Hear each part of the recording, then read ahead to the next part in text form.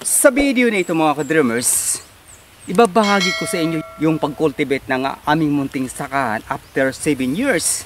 Dahil sa nakikita ko yung napakadaming bunga ng niyog ay napupunta lamang po dito sa lupa dahil sa peste na tinatawag nating daga. Ito yung puno mga ka-dreamers, patunay na yung mga bunga ng niyog talagang di na natin napakinabangang tuluyan na magiging kopra dahil ito ang lalaki na. So ito yung bunga na mapapansin ninyo ay natutuyo na lamang doon sa init, sa sikat ng araw. At itong puno na to halos 3 taon na yan, wala pong bunga na papakinabangan dahil sa peste na daga. Yan yung sa itaas na yan, pinamumugara na po siya ng daga. Yun yung subject natin na gagawin sa susunod na mga taon para linisin per puno. Ano ba yung mga dahilan kung bakit dumating yung mga ganitong klaseng peste sa ating munting sakahan? Unang-una, yung pinagkuprahan, yung pinagbubunutan.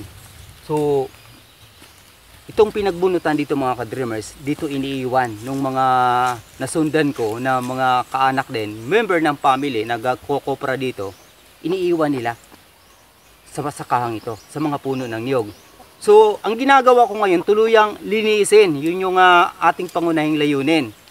Tuluyang linisin yung buong ground. Sinusunog natin itong mga bunot. Sa katunayan, ito, kahabaan na yan ay mga bunot po yun. Inilatag natin during this summer season, tag-init, para tuluyan nating malinis. Mayroong isang ground na nalinis na natin.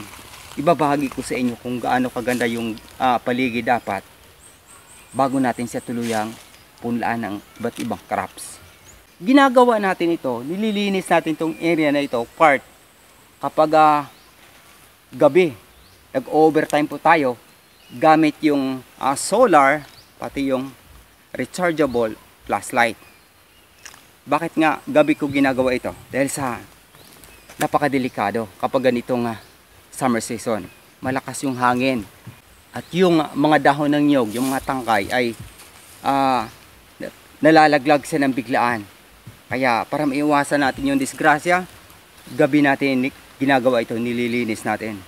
Bago natin tuluyang nalinis itong lugar na ito mga ka-dreamers ay ginagamitan natin siya ng sarol. So, ganito siya. Bago natin sarulin yung area na to. Part na to. Yan. So, minimal yung ating pagsusunog ng mga damo para hindi madamage itong puno ng niyog, yung mga mababa. Saka natin siya sinusundan ng dahan-dahang sarol. Kaya ngayon, ang gagawin natin para makapagsarol tayo kapag gabi ay ito. Hahakutin natin yung mga niyog na nalalaglag, nalalagas nandito sa lupa. At yung mga kahoy na ganito ay dahan-dahan nating hakutin. Ilalagay sa isang area, saka natin siya susunugin nang magtuloy-tuloy yung ating gawain sa gabi, dakong gabi Kasi dito tayo magsasarol kapag dakong gabi. Walang hangin, walang delikado. Kaya panoorin nyo yung buong eksena ng ating paghakot ng mga napesteng bunga ng niyog. Saka natin siya susunugin. Let's go! Kung mapapansin niyo mga ka-dreamers, nilagyan ko ng kawayan. Ito yung magiging panggatong natin para tuluyang kainin yung ating itatambak dito. Yung kinainan ng mga daga para sunugin natin. Ayan mga ka-dreamers, dahan-dahan kong isinilid sa sako isa-isa yung mga bunga ng niyog na nalalagas dahil sa peste na daga. Sayang, hindi napapakinabangan. So, ito na mga ka-dreamers. Mula doon sa 18 puno ng niyog, ito yung nahakot natin na sinilanta ng daga.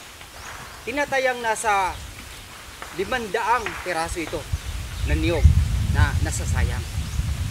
Kaya para maiwasan na, hindi na makikita ng daga, susunugin natin ito ngayon. At tuluyan nating linisin yung buong ground, dahan-dahan. by block yung gagawin natin.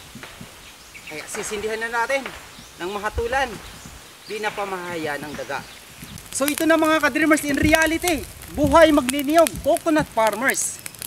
Ganito kahirap yung pag-aalaga ng mga niyog. Kailangan natin linisin yung buong ground. Ito na, ito yung passion ko, ika nga. Sinasabi ko nga, nag-i-enjoy ako sa aking ginagawa. Kaya masaya ako na ganito yung ginagawa ko para tuluyang malinis itong buong 3 hektarya na may mga puno ng niyog. So ang niyog dito mga ka-dreamers nasa tinatayang 350 na puno. Kaya sana suportahan nyo po kami yung aking mga videos tungkol sa local farmers in reality since ganito kahirap.